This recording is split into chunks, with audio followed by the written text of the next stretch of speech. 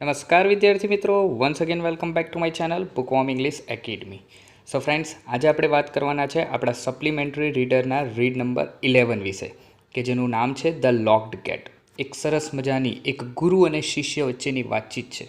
જ્યારે આ શબ્દ પડે ગુરુ એટલે તમારા દિમાગમાં એ જ શબ્દ આવતો હશે. સરસ મજાના ગુરુ આપણે કોને કહીએ છીએ કે જેના પાસેથી આપણને ઘણું બધું નોલેજ, ઘણું બધું જાણવાનું, નવું જાણવાનું મળે છે. એમના વિશેની વાત છે. આજે આ યુનિટમાં આપણે જોઈશું કે કઈ રીતે એક ગુરુ પોતાના જ્ઞાન દ્વારા એના જે શિષ્યો છે એ શિષ્યોને કયા પ્રકારની સલાહ આપે છે. તો ચાલો યુનિટની શરૂઆત કરીએ.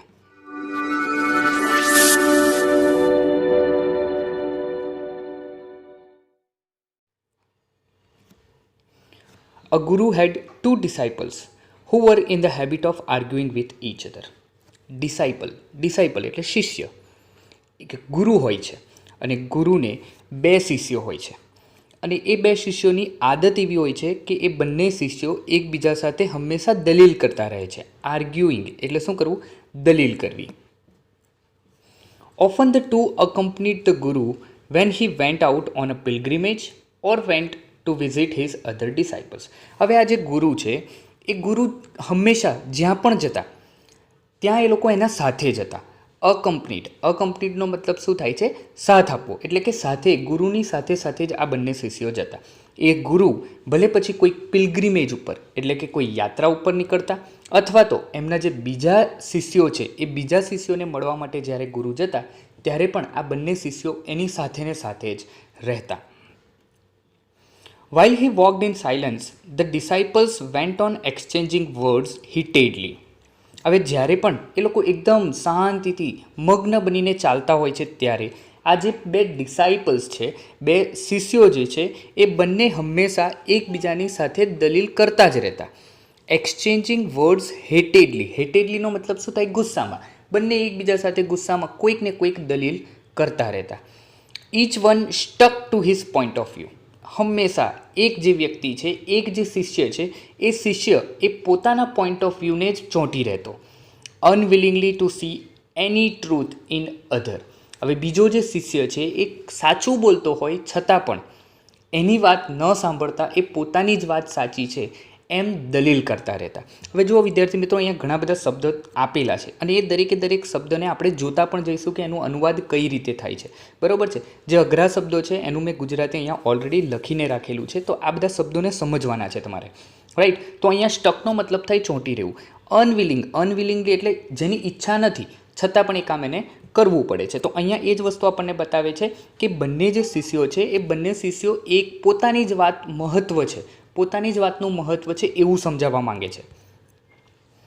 વન ડે ધ ગુરુ set out for the capital. હવે એક દિવસની વાત છે કે એક દિવસ એમના જે ગુરુ છે એ ગુરુ એક કેપિટલ તરફ જઈ રહ્યા છે. હવે કેપિટલ એટલે હવે નોર્મલી આપણને ખબર હોય કે આ તો એક વાર્તા છે, બરાબર છે, પણ કેપિટલ એ શું હોય? સે ફોર એન એક્ઝામ્પલ ભારતની વાત કરીએ તો ભારતનું કેપિટલ શું છે? દિલ્હી છે. રાઈટ? એ જ મુજબ ગુજરાતની વાત કરીએ તો ગુજરાતનું કેપિટલ ગાંધીનગર થાય. રાઈટ? તો એ જ રીતે અહીંયા સમજાવે છે કે એ વખતના જમાનાની જે વાત છે તે વખતે ગુરુ એક જગ્યાએ જવા માટે નીકળે છે. એટલે કે એ જે ટાઉનમાં રહેતા હોય છે એની જે રાજધાની છે એ રાજધાની તરફ જવા માટે નીકળે છે. સેટ આઉટ એટલે કે ત્યાં સુધી જવું. ધ ટુ ડિસાઇપલ્સ અકમ્પનીડ હિમ. અને બંને શિષ્યો એઝ યુઝ્યુઅલ એમની પાછળ જાય છે, એમને સાથે જાય છે. As usual they argued over many issues most of which were useless. અને રસ્તામાં એક જગ્યાએથી બીજી જગ્યાએ કેપિટલ સુધી જતાં બંને એકબીજા વચ્ચે એટલી ઘણા અલગ પ્રકારની દલીલ કરે છે, અને એ દલીલ એવી દલીલ હોય છે કે એમાં ઘણા બધા ઇશ્યુ એવા હોય છે કે જે નકામા હોય છે. એ ટૉપિક પર જે વાત કરતા હોય છે એ નકામા ટૉપિક ઉપર વાત કરતા હોય છે, એમાં કોઈ પણ ધ્યેય હોતો નથી. યુઝલેસ એટલે કે નકામો. A heavy shower detain them midway at the rest house. હવે કહે છે જ્યારે એ લોકો પોતાના ટાઉનથી, ગુરુ અને એમના શિષ્યો પોતાના ટાઉનથી કેપિટલ તરફ જવા નીકળ્યા હોય છે ત્યારે રસ્તામાં અ હેવી શાવર એટલે કે એક જોરદાર વરસાદ પડે છે. હેવી શાવર એટલે કે વરસાદ. ડિટેઇન ધેમ એટલે કે એમને ત્યાં જ અટકાવી દે છે. Midway at the rest house. Midway એટલે કે અધ રસ્તામાં. એ ટાઉનથી નીકળ્યા છે અને એમને કેપિટલ જવું છે, પરંતુ અધ રસ્તામાં એમને વરસાદ મળે છે અને વરસાદને લીધે એમને કોઈ એક રેસ્ટ હાઉસમાં પોતાની રાત ગુજારવી પડે છે. They resumed their journey after the rain subside. હવે જ્યારે રેન એટલે કે વરસાદ રૂકી જાય છે ત્યારે ફરીથી સબસાઇડનો મતલબ શું થાય? બંધ થવું. એટલે કે જ્યારે વરસાદ બંધ થઈ જાય છે ત્યારે એ લોકો પોતાની જર્નીને ફરીથી શરૂઆત કરે છે. એટલે કે ફરીથી ત્યાંથી રેસ્ટ હાઉસથી એ લોકો કેપિટલ તરફ આગળ જવા માટે વધે છે. By the time they approach the town it was past midnight. હવે જ્યારે એ લોકો ટાઉન સુધી એટલે કે કેપિટલમાં જ્યાં રાજધાનીમાં એમને જવાનું હતું ત્યાં એ લોકો પહોંચે છે ત્યારે ઓલરેડી કેટલો સમય થઈ ગયો છે? It was past midnight. હવે સમજો, મિડનાઇટ કહેવાનો મતલબ વિદ્યાર્થી મિત્રો અહીંયા શું છે કે રાતના 12 વાગ્યાનો સમય. બરાબર, મિડનાઇટનો મતલબ શું થાય? રાતના 12 વાગ્યાનો. હવે પાસ્ટ મિડનાઇટ છે એટલે આપણે એમ કહી શકીએ કે જ્યારે એ લોકો ટાઉન ઉપર રાજધાની ઉપર પહોંચ્યા ત્યારે લગભગ રાતના 12:30 વાગ્યાનો સમય થયો હોવો જોઈએ. The capital was protected by a high circular wall and the gates used to be locked at the midnight by sentries who camped atop the wall. હવે જો અહીંયા સરસ મજાનું એક્સપ્લેનેશન આપેલું છે. The capital was protected by a high circular wall. હવે આપણને ખબર જ હશે કે આપણે ઘણા બધા મોટા મોટા મહેલ, રાજાઓના મહેલ જોયા હશે, રાઈટ? અને ઘણા બધા પિક્ચરમાં પણ આપણને આ જ રીતે જોવા મળે છે કે કોઈક સે ફોર એન એક્ઝામ્પલ આપણે બાહુબલીનું જ જો ઉદાહરણ લઈએ તો આપણે બધાએ આ મૂવી જોયું હશે, રાઈટ? તો એમાં પણ કેટલો મોટો મહેલ બતાવે છે, રાઈટ? તો એ મહેલની બહારની આપણે ગેટ જોઈએ તો એ ગેટ ઉપર એક બહુ મોટો ગેટ મૂકેલો હોય છે, રાઈટ? તો એ જ રીતે અહીંયા પણ અને આખું જે મહેલ છે એને ચારે તરફથી દિવાલથી પ્રોટેક્ટ કરવામાં આવ્યું હોય છે. તો એ જ રીતે અહીંયા પણ કહે છે the capital was protected by a high circular wall. આખું જે કેપિટલ છે એ કેપિટલની ચારે તરફ એક ઊંચી દિવાલ બનાવવામાં આવેલી છે. And gates used to be locked at the midnight. અને એના જે ગેટ છે એ ઓબ્વિયસ છે કે રાતના સમયે કેવા હોય છે? બંધ હોય છે. કોણ બંધ કરે છે? By sentries who camped atop the wall. Sentry એટલે આપણે એ કહીએ સુરક્ષાકર્મી એટલે વોચમેન કહી શકીએ. તો ત્યાંના જે સૈનિકો છે, વોચમેન છે, સૈનિકો છે, જે પણ કંઈ આપણે ગણીએ છીએ એમના દ્વારા અહીંયા એમને સેન્ટ્રીઝ શબ્દ આપવામાં આવેલો છે, રાઈટ? તો એમના દ્વારા એ ગેટને બંધ રાખવામાં આવેલા છે. અને એ સેન્ટ્રીઝ અત્યારે ક્યાં છે? હુ camped atop the wall. કેમ્ડ atop the વોલનો મતલબ એમ થાય કે દિવાલ ઉપર જે તંબુ બાંધીને રહે છે, રાઈટ? તો હવે મોટી દિવાલ હોય તો એ દિવાલ ઉપર જગ્યા પણ હોઈ શકે અને ત્યાં વોચ ટાવર બાંધેલા હોય અને વોચ ટાવરની ઉપર એ લોકો ઊભા ગાર્ડિંગ કરતા હોય, રક્ષણ કરતા હોય આખે કેપિટલનું. તો ત્યાં બેઠા એ લોકો આ ગેટ એમને બંધ રાખેલો છે. ધ ગુરુ and his disciples found 3 persons standing before the gate and shouting at one another. હવે જેવા આ ગુરુ અને એમના 2 શિષ્યો ત્યાં ગેટ સુધી પહોંચે છે તો ત્યાં એ લોકો જોવે છે કે ત્યાં ઓલરેડી 3 વ્યક્તિઓ ઊભા છે અને ગેટ બંધ છે. They were about to come to blows. અને લગભગ જ્યારે ગુરુ ત્યાં પહોંચે છે, ગુરુ અને એમના શિષ્યો ત્યાં પહોંચે છે ત્યારે લગભગ એ લોકો અહીંયા સરસ મજાનો શબ્દ આપેલો છે about to come to blow. એટલે કે એકબીજાને તૈયારી જ હતી કે એકબીજા સાથે મારામારી કરવાની તૈયારીમાં હતા. In the moonlight the sentries seated atop the wall were enjoying their quarrel. હવે આ રાતના સમયમાં એક સરસ મજાની વાત કરે છે કે ઇન ધ મૂનલાઇટ એટલે કે ચંદ્રના પ્રકાશમાં જે સેન્ટ્રીઝ છે, ઉપર જે વોચમેન બેઠેલા હોય છે, એ વોચમેન આ લોકોના ઝઘડાને શાંતિથી નિહાળી રહ્યા છે. હવે ખરેખર કઈ વસ્તુ થવી જોઈએ હતી અહીંયા એ તમારે આગળ સમજવાનું છે. સમજજો વિદ્યાર્થી મિત્રો. અહીંયા અત્યારે ગુરુ જ્યારે પહોંચે છે, ગુરુ અને એના 2 ઓલરેડી ત્યાં 3 વ્યક્તિઓ હતા કે જે 3 વ્યક્તિઓ અંદર ઝઘડો કરી રહ્યા હતા. અને એ 3 વ્યક્તિઓને કોણ જોઈ રહ્યું છે? કે જે ટોપ ઉપર દિવાલની ઉપર તંબુ બાંધીને સેન્ટ્રીઝ બેઠા છે, વોચમેન બેઠા છે, એ લોકો આમનો ઝઘડો શાંતિથી નિહાળી રહ્યા હતા. The guru observe the 3 men and listen to their angry exchangings. હવે જ્યારે ત્યાં ગુરુ પહોંચે છે ત્યારે ગુરુ પણ એ લોકોનું નિરીક્ષણ કરે છે. ઓબ્ઝર્વ એટલે કે એમનું નિરીક્ષણ કરે છે. And listen to their angry exchanging. અને એંગ્રી એક્સચેન્જિંગ એટલે એકબીજા સાથે જે મોટેથી વાતો કરે છે, ઝઘડો કરે છે, એને સાંભળી રહ્યા છે ગુરુ. He soon understood the cause of their dispute. અને ધીમે કરીને જ્યારે એમને ખબર પડે છે, ગુરુ આ બધી વાત સાંભળે છે ત્યારે એમને ખબર પડે છે કે આ ખરેખર ડિસ્પ્યુટ એટલે કે ઝઘડો થવાનું કારણ શું છે એ ગુરુને સમજાઈ જાય છે. The 3 were the residents of the town, but had been locked out as they were late in returning home from some pleasure trip. હવે ગુરુને એ વાતની ખબર પડે છે કે એ 3 વ્યક્તિઓ જે ગેટની બહાર ઊભા છે એ બીજું કોઈ નહીં પણ આ જ ટાઉનના રહેવાસીઓ છે. રેસિડન્ટ એટલે શું થાય? રહેવાસી. but had been locked out as they were late in returning from some pleasure trip. Pleasure trip એટલે કે કંઈક મજા કરવા માટે સાંજના સમયે લોકો બહાર ગયા હશે, પરંતુ રાત્રે આવતા લેટ થયું હશે, અને એ લેટ થવાના લીધે અત્યારે એ લોકો ગેટની બહાર ઊભું રહેવું પડ્યું છે એમને. One of them, who was drunk, proposed that they should storm the gate and march into the town over the smashed metal plated doors. હવે જો સરસ મજાનું વિદ્યાર્થી મિત્રો આ ખાસ સમજવાનું છે તમારે અહીંયા, રાઈટ, કારણ કે આમાંથી ઘણી બધી વાર એક્ઝામમાં આ જ પેરેગ્રાફ પૂછાય છે, રાઈટ. તો અહીંયા સમજાવે છે કે એમાંનો એક, વન ઓફ ધેમ એટલે કે 3 વ્યક્તિઓમાંનો જે એક વ્યક્તિ છે એ વ્યક્તિ કે જે ડ્રંક છે, એટલે કે આપણે એમ કહી શકીએ કે એને દારૂ પીધેલો છે, પ્રપોઝડ એ એવી દરખાસ્ત રજૂ કરે છે that they should storm the gate, એમને ગેટ તોડી નાખવો જોઈએ, and march into the town over the smash metal plated doors. March એટલે તમે જોયું હશે વિદ્યાર્થી મિત્રો કે આપણે કોઈ પણ આર્મી હોય, આર્મી એક સાથે જ્યારે માર્ચિંગ કરતું હોય, 26 જનવરી છે, 15 ઓગસ્ટ છે, આ બધા દિવસે તમે પરેડ જોઈ હશે, રાઈટ, તો એને આપણે માર્ચ કહીએ છીએ. હવે અહીંયા સમજવાનું એ છે કે એ પીધેલી હાલતમાં કહે છે ભાઈ આપણે ગેટ તોડી નાખીએ અને તોડીને સીધા આપણે જતા રહીએ અંદર, આવું જ કંઈક બોલતો હોય ને, right. I don't know exactly, but કંઈક આ જ રીતે હોય. તો એ વસ્તુ અહીંયા સમજાવે છે કે આપણે એવું સજેશન આપે છે કે આપણે ગેટ તોડી નાખીએ અને તૂટેલા ગેટ પરથી જે મેટલ પ્લેટેડ ડોર, અહીંયા એ સમજવાનું છે. જુઓ તમે અહીંયા ચિત્રમાં જુઓ કંઈક આવું, રાઈટ, આવા પ્રકારનો જે મોટા મોટા દરવાજા જેમાં મેટલ હોય એવા પ્રકારના જે ડોર છે એવા ડોરની વાત કરે છે. તો આપણે એના ઉપરથી આપણે અંદર જતા રહેવું જોઈએ.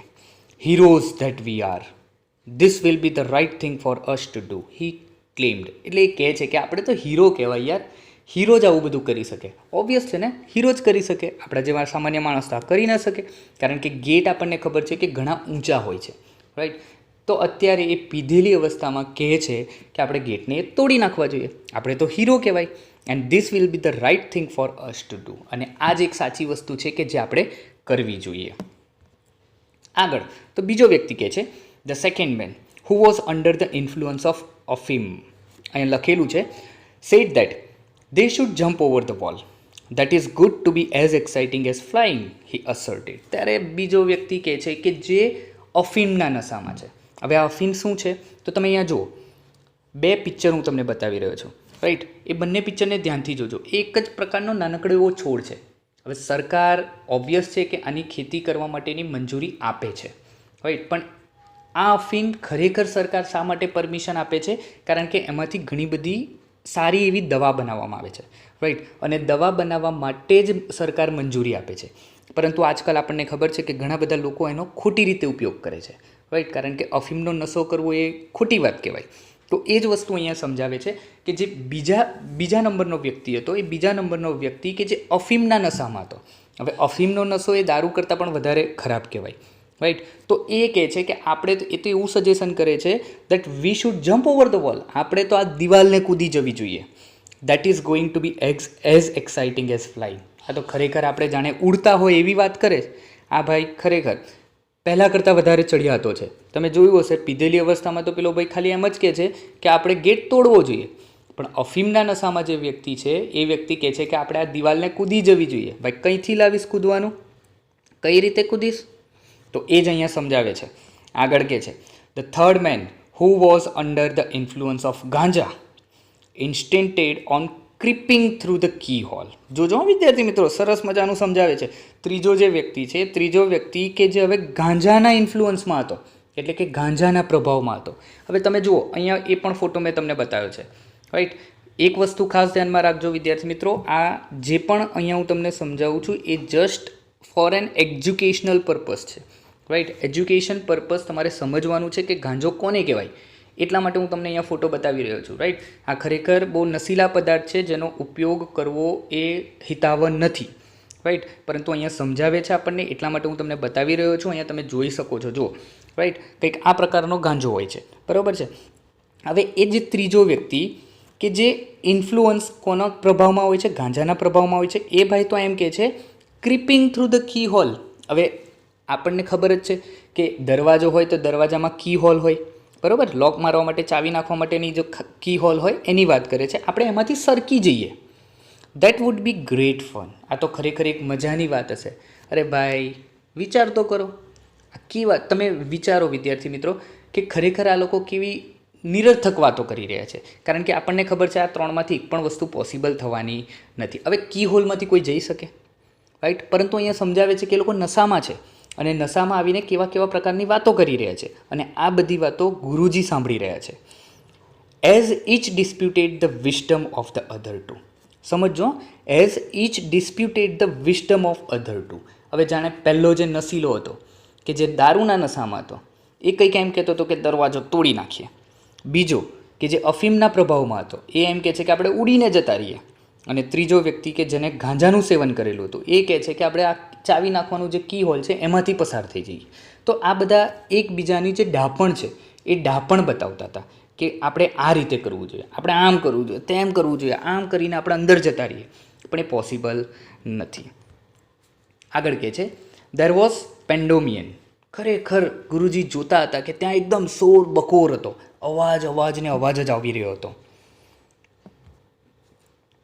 ધ ગુરુ સાયલન્સ ધેમ. હવે ગુરુ એમને શાંત પાડતા કહે છે why don't inch of you do what you would like to do, he ask. એટલે ગુરુજી કહે છે ભાઈ તમે બોલવા કરતાં કરીને બતાવો ને.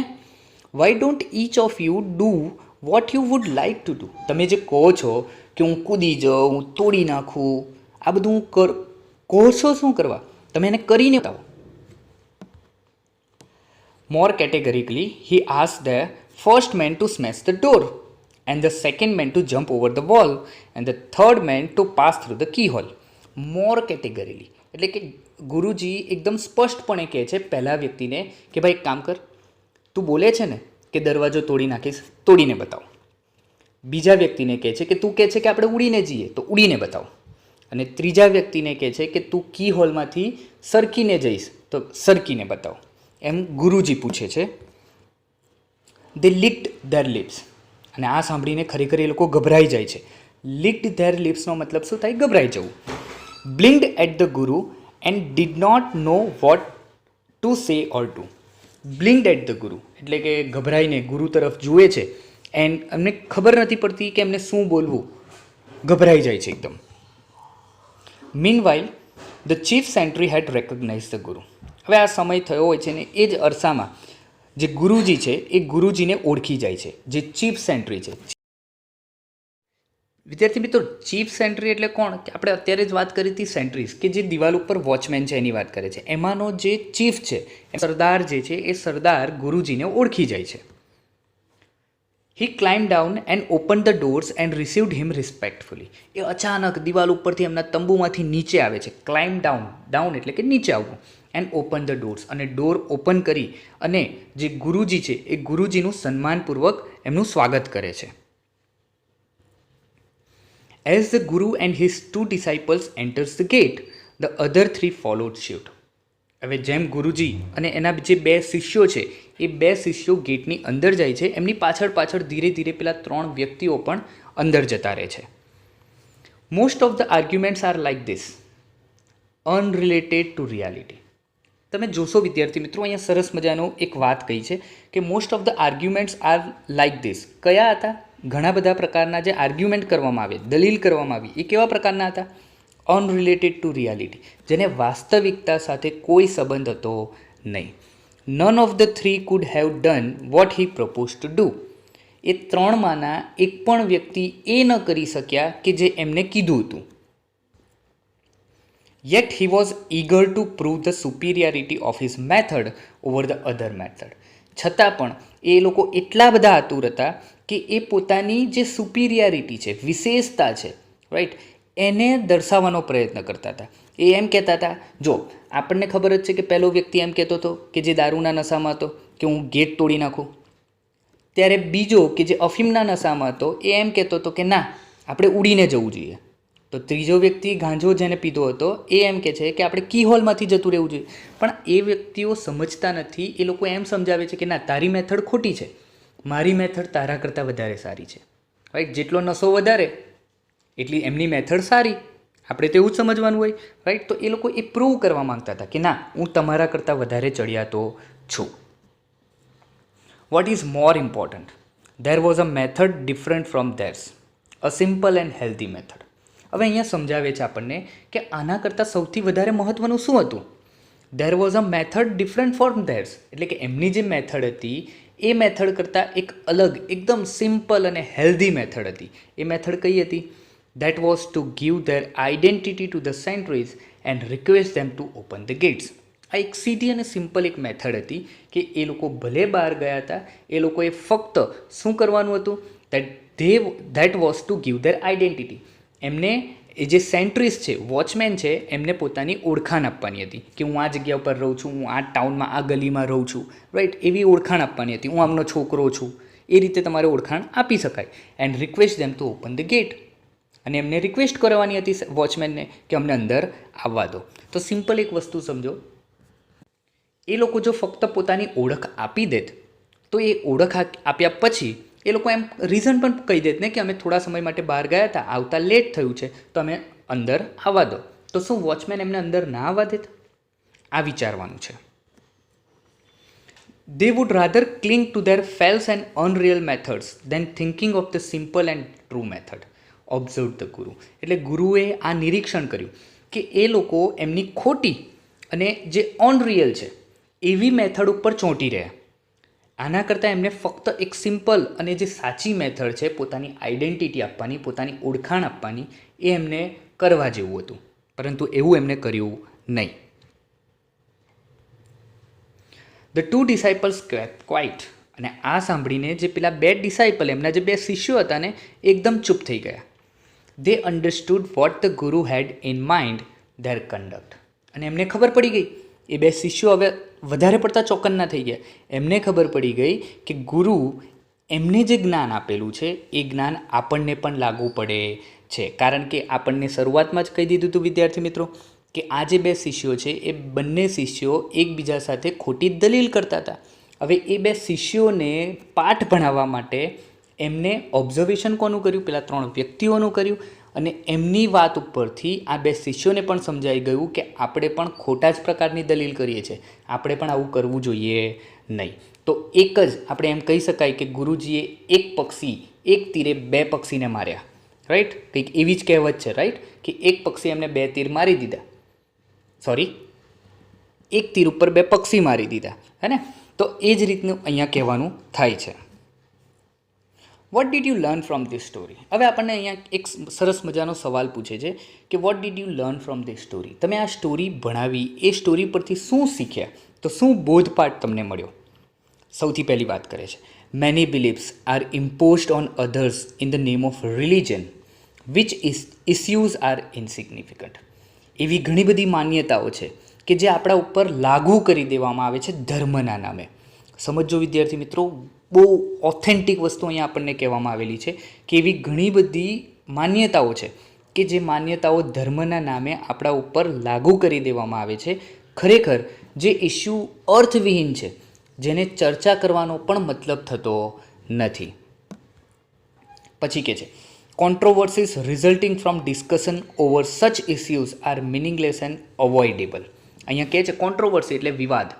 આ બધા જે ડિસ્કશન કરવાથી જે પરિણામ આવે છે, એ વિવાદનું જે પરિણામ આવે છે એ ખરેખર કેવું હોય છે? મિનિંગલેસ હોય છે. અને એને પોસિબલ છે કે આપણે એને અવગણી પણ શકીએ. એવું નથી કે અનઅવોઇડેબલ હોઈ શકે, એને અવગણી પણ શકાય. Often ignorance and ego are the major barriers in solving complex situation. Complex situation એટલે કે જટિલ સમસ્યા. જે જટિલ સમસ્યાઓ છે, જટિલ સિચ્યુએશન્સ છે, એને સોલ્વ કરવા માટે સૌથી વધારે આપણને કહે છે ઇગ્નોરન્સ એન્ડ ઈગો. આ બે એવા અવરોધ છે. બેરિયર એટલે કે અવરોધ. અહમ જેને આપણે કહીએ ને, ઈગો, મને તો આ તો હું જ કરી શકું, મારા સિવાય કોઈ ન કરી શકે, એને ઈગો કહેવાય, રાઈટ. અને ઇગ્નોરન્સ એટલે અજ્ઞાન. ખરેખર જેનામાં જ્ઞાન નથી એને જ આપણે અજ્ઞાન કહીએ ને. તો અજ્ઞાન હોય એ આ બધી પરિસ્થિતિને વધારે ગૂંચવે. પણ જે જ્ઞાની છે, ગુરુ જેવા જે લોકો જ્ઞાની છે, એ લોકો સિમ્પલ તરીકેથી પણ એનો રસ્તો શોધવાનો પ્રયત્ન કરે. તો આપણને સમજાવે છે કે જે કોમ્પ્લેક્સ સિચ્યુએશન છે, એ કોમ્પ્લેક્સ સિચ્યુએશનને સોલ્વ કરવામાં ઈગો અને ઇગ્નોરન્સ આ બે સૌથી મોટા અવરોધ છે. Whereas a humble mind can avoid unnecessary debate and present a simple solution to even complex issues તો કહે છે વેરેઝ એટલે કે છતાં પણ સમજાવે છે અ humble mind can avoid અનનેસેસરી debate, ખોટી ચર્ચામાંથી દૂર રહે. કે જેને ખબર છે કે જે એકદમ હમ્બલ માઇન્ડ, એકદમ સરસ મજાનું માઇન્ડ લઈને આવેલો છે, જ્ઞાની વ્યક્તિ છે, એ જ્ઞાની વ્યક્તિ શું કરશે, આવી ખોટી જે ડિબેટ ચાલતી હશે ને ત્યાં પોતાનું માથું મારશે નહીં. And present a simple solution two even a complex issues એટલે કે જો કોમ્પ્લેક્સ ઇસ્યુ કોઈ જટિલ સમસ્યા હોય એ જટિલ સમસ્યામાં પણ એક સરસ મજાનું સોલ્યુશન લઈને આવી શકે. તો દેટ્સ ઓલ. આ જ હતો વિદ્યાર્થી મિત્રો તમારો યુનિટ ધ લોક્ડ ગેટ. વાત એકદમ નાની હતી પરંતુ તમને કઈક રીતે સમજાવવાનો પ્રયત્ન કર્યો કે જો ખોટી ચર્ચામાં ક્યારેય પડવું નહીં. રાઈટ. તો આઈ હોપ સો કે અહીંયા મેં જે પણ તમને સમજાવવાનો પ્રયત્ન કર્યો એ તમને બહુ સારી રીતે યાદ રહી ગયું હશે. And really if you like this video, don't forget two subscribe my channel as well as don't forget two share it with your friends. Thank you so much.